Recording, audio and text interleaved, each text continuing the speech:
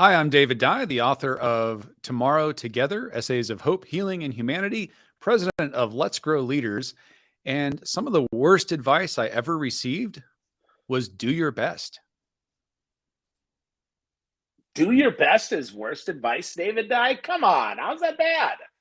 How's that bad? Well, it's something I actually wrote about. Here's the problem. So I was a Boy Scout, Phil. I was for Cub Scout, Boy Scout, and of course Boy Scout motto: do your best, which I really took to heart and overplayed, because here's the thing: you can only do your best in a very few small categories. Everything else, good enough, is good enough. You got to save your best for where it really counts. Oh, I like that. So, how do we know where it really counts, David? How do we know?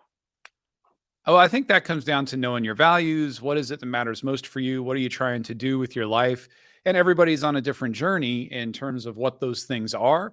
And so that's where I want to put my best effort in. And so, like, a practical way that came home for me was early in my first marriage. I was a father, I was married, and I was also trying to be a master level chess player. I had enjoyed chess recreationally when I was a kid, started studying seriously in college, and then I really got into like tournaments and trying to be really good at it.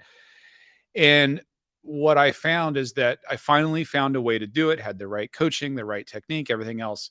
And it was going to consume so much of my time to be the best I could be at that I would have had to have sacrificed something that mattered more, which was being the best at being a father and a husband. And so at that point, I said, all right, time to set aside that dream. That's not a dream I'm Mm, going to pursue anymore. And so that's just, figuring out as you get clarity around your own values and what matters to you. And then, okay, where are you going to put that time and effort? wow, wow. That now that makes so much sense, right? That's so clear that's actually terrible advice. Don't always do your best. Do it, do what you need to. I like that. So with that, right? Clearly you did your best with this, right? This is awesome. Congratulations on the book, right? Tomorrow Together, Essays of Hope, Healing, and Humanity. But I have to ask, David, as I'm flipping through this, I'm like, when do you know you're done with an essay book? Like, how did you know that you're like, okay, these are the essays that I'm finally gonna say, okay, this is my best. Here you go. Let's print. That is a great question, Phil. And I think you've talked to enough different authors in your lifetime to know. In fact, I'm confident you know that no book is ever done, it's only published. And that's the reality, is at some point you have to pull the trigger. So I reached a point in the time frame I had given myself. I gave myself a finishing line. We call it schedule the finish around here from a leadership management perspective, but gave myself the finish line and said, all right, this is when I want to be done and ready to move forward. And as I had written and looked through the collection and pulled everything together, what's there was there. And I've continued to write. I've written more since then, but that will be for a future collection or social media or Medium or what have you. But this collection is what it is as of that finishing line. Cool. No, I've of course heard that, right? We have to at some point you have to just go. And I love that you are open enough to share that, because even though as authors, right, we might say that to each other, often we don't say that live. And I know that's a hallmark of your leadership, David, is you're a very vulnerable guy. You're willing to be open and share and all of that. Has that always been the case? Have you always been that guy who's been able to do that? Or when did that happen? When did that transition happen? I have not thought about that way, Phil. In fact, I would, as you were saying that, hey, you're a vulnerable guy. You've always been open and transparent. This book marks a new level of that for me. There are stories in here I have never shared publicly with the world. Some of my closest friends read some of these and said, I did not know that. And oh my. And that wasn't intentional. I just hadn't shared it. And I wasn't necessarily withholding it from my very close circle, but I hadn't shared things that were a meaningful part of my life. And as you say, leadership. So I think that's been an evolution and a growth. And I have found that I will tell you, when I was younger, no, when I was younger, I was like so many other folks who I don't want to be vulnerable. I want to have all the answers. I want to be the smart one. I want to, get the prestige of knowing what's what. And life has a way, if you let it, of teaching you that doesn't work. And I would say through a series of really difficult circumstances in my life over the years, um, and brokenness and learning wow, I really do need other people, and I don't have all the answers. And the beauty of that, and having the right questions, and this is a book that's got a lot of questions in it, but from a leadership perspective, from a life perspective, I'm learning to value being curious and having the right questions way more than trying to have all the answers. I love that. Yeah, curiosity is a great quality as a salesperson, and it's a even better quality as a leader, because if we can get curious to our team and understand, why do you do what you do? How does that help you? What's holding you back? What are your real dreams, your aspirations? I think we're able to lead more effectively and more vulnerably, because if we share first, we make it safe for them to go. Is that what you found too, David? Oh, absolutely. If you can show up real and authentic, and that doesn't mean like throwing up all over people and airing all your dirty laundry. That's not what authenticity is about. But if you can be real and be a human being with strengths and areas you're not as good at, which we all have, it's not a secret. And if we can show up that way, that gives other people permission to show up the same way. And that's, as you said, sales, leadership, relationships, any kind of human interaction. Yeah, absolutely. Absolutely. So, one of the things that you said very early in the book is something that stuck with me as I read through it. And honestly, you could have said this in a lot of the chapters, and that is, you said, you can't heal without acknowledging the injury. Can you explain that a little bit more, and how that plays out in the leaders that you coach and that you train and work with? Yeah. So let's just take that sentence in and of itself. So, a wound, if you cut your arm, and you keep it covered, it's going to fester, right? It's got to be cleaned out, exposed to air. We have to acknowledge the wound. Everybody's familiar with like AA and Alcoholics Anonymous. In order to heal, you have to first acknowledge, yeah, I'm an alcoholic, and then take your step forward. So, the context in which I write that in the book is I'm telling the story of a woman I met, a very, very talented, high caliber spinal care specialist. She was the medical director at a hospital. She was a Black woman, and in the United States, for your international listeners. And as we were talking, she was describing a situation to me, and I went, "Wait, now what?" And I said, "That can't be." And she just smiled at me. And it was one of these, I never forgot that smile. It was a long suffering smile that said, without saying a word, "Oh, David, you ignorant white dude who's never, ever had to live the realities I've had to live." And it's a smile I have received several times over the course of my life from different people in different groups who are not in the dominant groups in our society. And as we talked about it and explored what was going on there for her, she was explaining the reality of having to be 10 times as good, to never be able to make a mistake, just to compete at the same level of people who are in the in group in her field. And the results and consequences that had for her, which, and to her credit, I mean, amazing human being and all that she had achieved. Well, in order for us to solve any of that, to make any of it better, we have to acknowledge that that exists and has existed. And we live in a world where that is challenging for people to do. And so as leaders, you were asking about leadership. As that's a human thing for all of us that are in every society, and every society has those things, whether you're in the US or not, to acknowledge them first before we can work on them. Well, from a leadership perspective, the issues that your team, your organization faces, if we don't acknowledge those and we're not willing to be vulnerable ourselves and acknowledge that improvement is possible, we'll never be able to take forward steps. We just can't. Mm, yeah. So really believing others' story.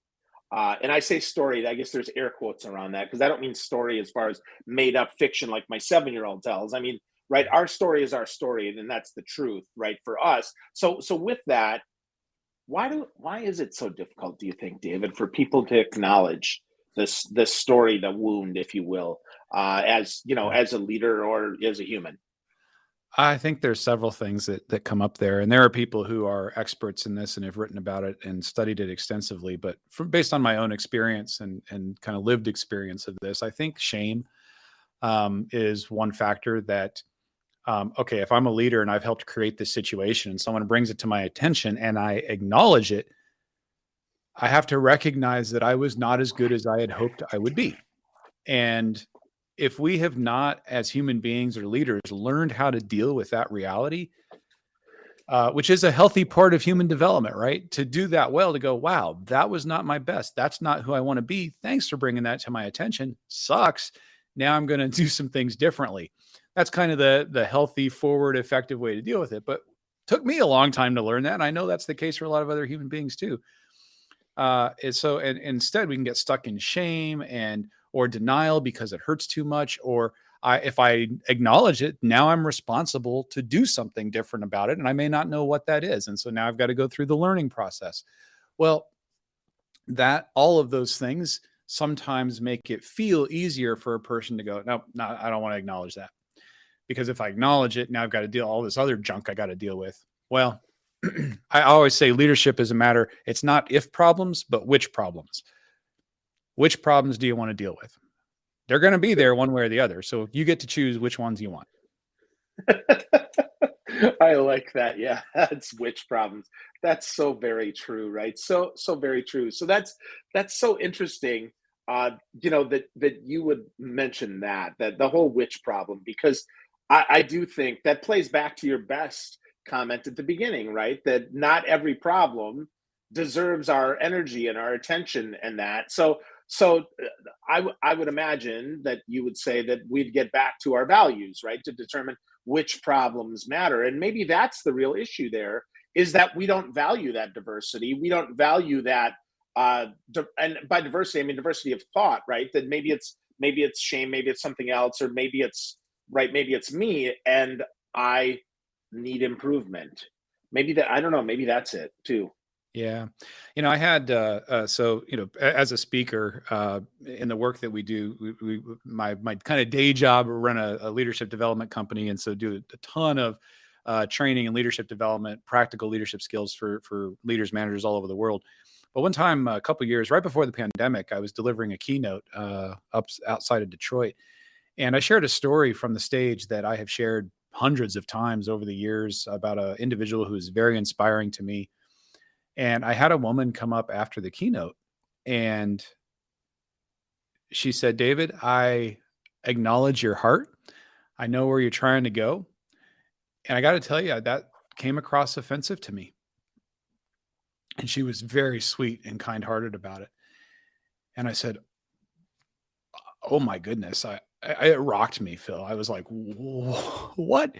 It's a story I had vetted with many other people. The individual who's the subject of the story, I had shared it and we had told together over back in the history. And she said, and there are other people in this audience, guarantee you they feel the same way.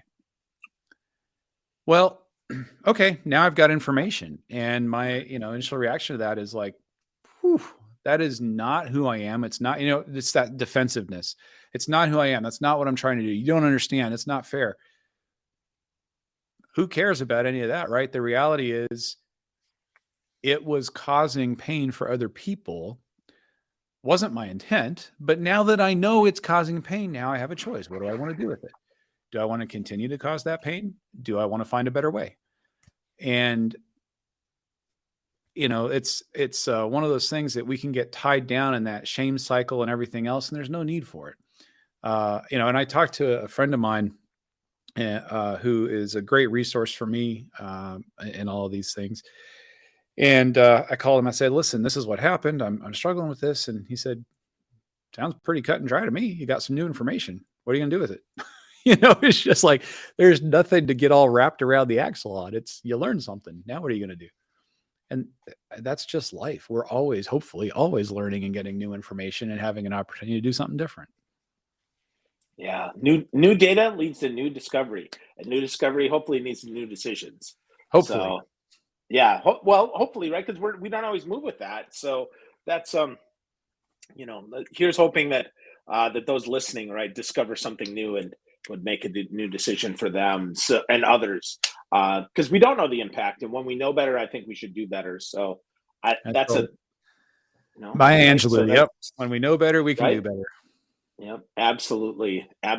So with that, one of the other stories that I found inside the book that was super interesting to me was the story of you and Robert in the suit up story. I thought that was so interesting because comparison is often the thief of joy. We hear that, but this is comparison in a different way, right? We had different stories here. So can you elaborate on the suit up story for me and Yeah, maybe share that? absolutely.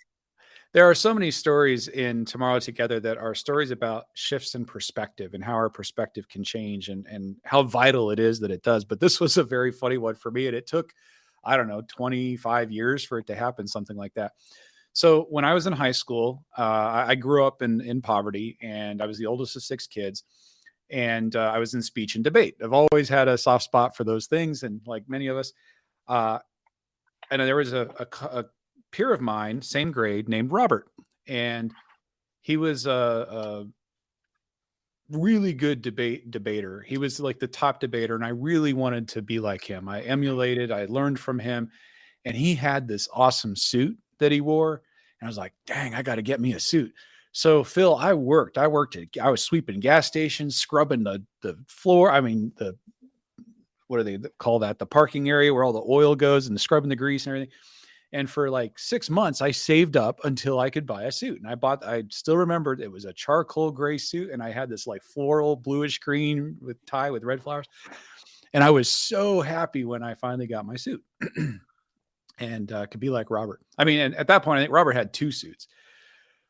Uh, and we went on and we both did really well. Our senior year, we went to nationals. He finished like 19th in the nation. I finished 20th right behind him. It was fantastic. Great speech debate career. Okay.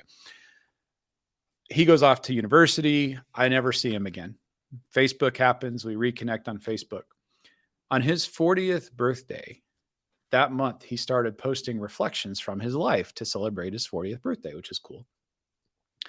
One of the reflections was about his raggedy old secondhand suit. And I think what I might not have mentioned, Robert was black. And in his reflections, he shares about the discrimination he faced, as good as he was with his speaking and his debate skills, he also got coached that he needed to pay attention to his presentation, his clothing, and so forth, because of whether or not he was going to be taken seriously because of the discrimination and the uphill battle he'd automatically face. So his uncle gave him 2 hand-me-down suits that he was embarrassed to wear, as it turns out. And he said, "Oh, I hated those suits. I was like, I want a good suit." And he's telling about this in this Facebook post, and it blew my mind. Here, the kid that I always looked up to as being put together, having it all going on, having the suits and everything that I wanted to be like, he was lamenting his own situation because they were threadbare in places and secondhand. And he came over the years to appreciate, as he had the opportunity to reflect on his life, to appreciate what those suits represented and the idea of suiting up and putting on your uniform for whatever it is you're getting ready to do and the mentality that brings. And so I chatted with him about that after I commented on his post. I said, "That is so funny. Let me give you my perspective." And I asked him if I could share that story in the book because, uh, you know, like you said, comparison is the thief of joy. And here we are both feeling less than and lacking without any need to do that. And of course, 2 kids, we're not comparing those stories or anything else at the time. It's not till we're 40 years old that we're doing that. But that was a powerful experience that took decades for a perspective shift to happen. Yeah, it was so fascinating when I read that. I remember, I grew up in poverty too, and I remember my grandmother got me my first suit in my between my freshman and sophomore year of college. We went to the department store, like the only department store. It was Yeah. 40 miles away, and got the only suit we could afford. It was also charcoal gray, and so I'm Wrong reading this, and I'm choice. like, wow, so interesting that would happen to you as well. So yeah, just yeah, good stuff. Deep connection for me when I read that, and we didn't have any people of color in my school, so I didn't have the same thing that you had. But I know that I heard, right, because being in poverty, right, it show up. Presentation matters. They will possibly overlook your poorness if only you show up correctly.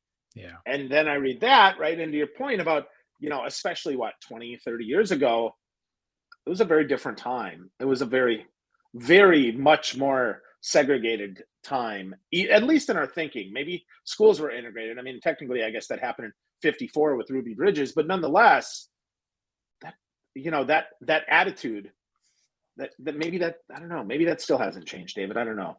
It's, I mean, change is happening. I would acknowledge change is happening, and it takes every one of us every day to keep it happening. Yeah, for sure. For sure. Yeah. It takes understanding that there is better before we can know better, before we can do better. Yeah, It's seeing what's possible, right? Yep. Yep. Yeah. Yep. Yeah. Those perspective shifts are so huge for me. There's another story I share in the book, Tomorrow Together, about when this was very young, 11, 12 years old. And I grew up in Denver, on the west side of Denver. So I got used to seeing downtown Denver from one angle. And it's what I knew downtown to look like. One day, my friend's mom drives us over to her work, which is on the east side of downtown, but we're laying down flat in a pickup truck because it's February. Again, a way the world was different. You did that back then. It's February in Denver. It's cold, and I was not dressed for this wind. So we're all laying down flat, shivering, holding up. And we pull into her job, and I sit up, and I'm now on a different side of downtown Denver than I've ever seen before. And it kind of was like mind blowing, like, whoa, where's this is not what and once I settled down from that, I got to thinking about it. And because there were families and kids around, we're like, wait a minute, this is the only angle of downtown that they know. They don't know my angle. Oh my word. It was one of those moments of recognition about different perspectives that just has always stuck with me. Yeah. I totally resonated with that one too. I saw that. I was like, yeah, that is very true. Growing up in a small town, there's a lot of this is all we know. And so, being exposed to different perspectives is powerful and can be mind blowing if we let it be. And then some never leave. So with that, I got two more pieces here that I want to talk about. One is the idea of the bonsai tree. I read that story and I was like, really, like your favorite national museum, national monument, national park is the bonsai tree? Talk to me about that, David. That blew my mind. All right. So, well, first, I love nature. I love the outdoors, and I love trees in general and birds and all the rest of it. But this was 2010, 2010. I went to DC, daughter's spring break, high school senior year. So spring break trip, we take her to DC. So again, I'm living in Colorado, and visit all the normal places. I had one extra day in DC. Like, wow, where are we going to go that we haven't been? And so, look up what are the things people don't all know about. And we had a choice. There was this one cool trail we could do, which I like, or there was the Arboretum and Bonsai Museum. I'm like, oh gosh. Well, my wife wasn't feeling all that great that day. It's like, okay, let's not hike. Let's go to the Arboretum and Museum. Blew my mind, Phil. The National Arboretum is amazing. Everybody should see it in DC. It's not by the mall. You have to drive or take a cab or whatever, or Uber.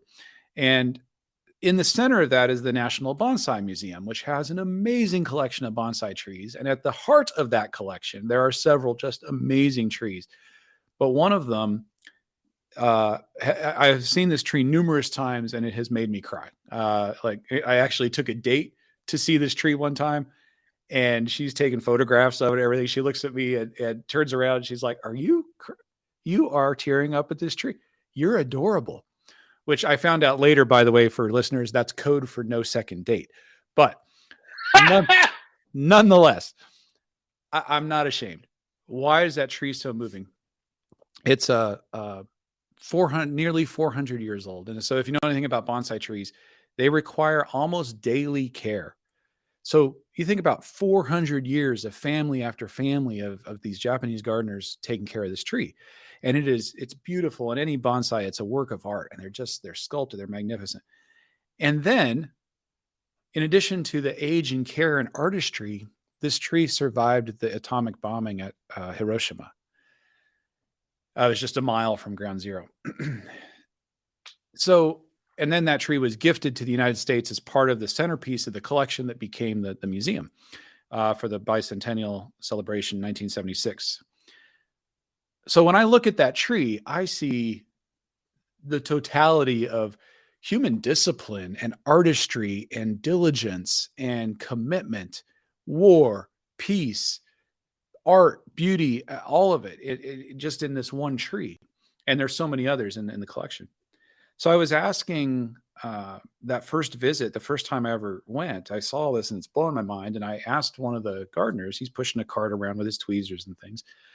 I said, I didn't know anything about bonsai. I said, how do you make these trees so beautiful? And so he's an older gentleman. He looks at me and he says, son, you don't make a tree do anything. And I'm like, okay, you're messing with me, but what do you mean? He said, no, our job isn't to make the tree do anything. It's to take care of the tree, to cultivate the tree, and we reveal its beauty. So we got to find, every tree has its own beauty. We got to find that. That's what the sculptor, that's what the artist does. And they will help guide the tree into that and prune it and everything to reveal, and then protect it from disease and give it sun, water, everything else. That's our job. So I'm flying home from that, Phil, and it was one of these things like, man, that was such a amazing experience. Last day in DC's daughter's spring break, everything else, we're taking her home. And as we're flying back, I'm thinking about it from a leadership perspective, that people are a lot like trees too. You can't make another human do anything. I mean, maybe I was an older brother, so sometimes I'd make my sister punch themselves. I mean, other than that, right? Like, I know I was a jerk, but apart from that kind of a thing, you can't make another human being do anything. And that's not our job. Our job is to cultivate, to give people an environment where their best, their strengths, their talents, their energy, enthusiasm can be released in really positive ways. And so that's whether we're a leader, a parent, a friend, what have you. That's the metaphor that really set in for me as I was thinking about my experience the first time I encountered that tree. That's interesting. So that's interesting, because I'm guessing that was before you'd partnered up with Karen, right? So you moved from cultivating leaders to now growing leaders, which I think is super interesting. So, is there a difference for you between cultivation and growth, or is that kind of just the natural progression, or what's that? Yeah. So the name of our company is Let's Grow Leaders, so international leadership consultancy. There are parallels, I guess, is what I would say. So I still maintain that when it comes to leadership, you can't force people to do anything, and I can't force somebody to grow. What I can do is cultivate and give them the environment in which they can grow. And so from leadership development perspective, we want to talk about what you're trying to accomplish. What are your pain points? From a business perspective, what are you trying to achieve? From a leadership, inspiration, motivation perspective, what are you trying to achieve? Because one of the things I maintain, you can't motivate people. Motivation is internal. So a tree is going to grow and bloom and do all the things that it's going to do if you water it, give it sun, fertilize it, protect it from disease, prune it when it needs it. It's the same thing with teams, with people, with human beings. And it's not that we're pruning. Hopefully we're not, pruning any limbs, but there's a parallel in terms of accountability. Like when we're doing something that's not healthy for the team, not effective, or out of line with the direction the organization's going, we need to talk about that. We need to have those conversations. And so that happens as well as the nourishing, the encouragement, and all those elements.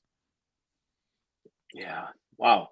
Good stuff. Good stuff. So if I was to say that there's one word that encapsulates your book, for me, it would be hope. The book is full of hope. Every story in there makes me hope for a better tomorrow together. I titled our episode today, Hope for a Better Tomorrow Together, because that's what I hope for folks. David, if you were to pick one word for your book, what would it be and why? I would have gone with hope as well. That is definitely the message, the theme of the book for me. There's 44 different essays and all kinds of different, some of them are wry observation, my lived experience, other bits of things from history and different things like you would expect in a collection of essays. But the theme through all of them is that we can have a better tomorrow. Despite what is often the case for many people, it doesn't matter what your political perspective is. It doesn't matter what country you live in. It's a tougher time for many human beings right now because we are in an environment of rapid change, and social media has done a lot of things that aren't healthy for us. And we haven't quite figured out how to manage through all that yet. It's done a lot of things that are awesome for us too, but we're dealing with a lot of crud right now between the pandemic and, a war that threatens to engulf the world and the resurgence of white nationalism. You got all these kinds of things that are going on around the world. And that can be frustrating, but there's hope. And that hope is in one another if we can find our way to one another. And I believe in the depths of my soul it's possible. And that's really what the theme and the through line of all these essays is about. Awesome. Well, I'm glad I got that, David. There's so much there. As you said, 44 essays. We could talk about all of them, but I would encourage folks, go get a copy of the book, right? It's called Tomorrow Together. David Dye was a guest today. You can go to letsgrowleaders.com. Check that out. It's on Amazon as well. David, as always, man, you always share some great stuff. Is there one more thing that you'd like to share, maybe to help people get more aligned with building a better tomorrow together? Oh, I'm going to go with one more perspective change. I know perspective seems to be a theme in our conversation today.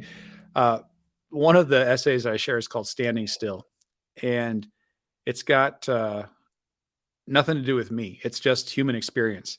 Is you wonder, like, even when you're standing still, when you think you're not moving at all, you are moving at hundreds of thousands of miles per hour in totality, because you think about how fast the planet's spinning. If you're at the equator, that's 24,000 miles per hour. And then you've got the Earth is moving around the sun. And then you've got the sun, and all of the solar system is moving through space itself. And so even standing still, we are moving dizzyingly fast, but we don't see any of it because of our limited perspective. And so that kind of humility, going back to approaching life with curiosity, I just think there's so much power in that for all of us. And so for me, that moving through life with curiosity and acknowledging that, gosh, there's so much more I'm not aware of. Powerful stuff. Absolutely. Hugely powerful stuff, right? So folks, if you want a little bit more perspective, a little bit of shift, as I mentioned, right, get a copy of Tomorrow Together. David Dye, go to letsgrowleaders.com, pick it up on Amazon, or just get to know David Dye. He's on LinkedIn all the time. You can learn lots of great stuff from him. And David, I do have hope for a better tomorrow, and you're a big part of that. So thank you, my friend. I appreciate you so much. As do I, and you are a part of that, Phil. I know you're working for a better tomorrow together. Thank you. Thank you.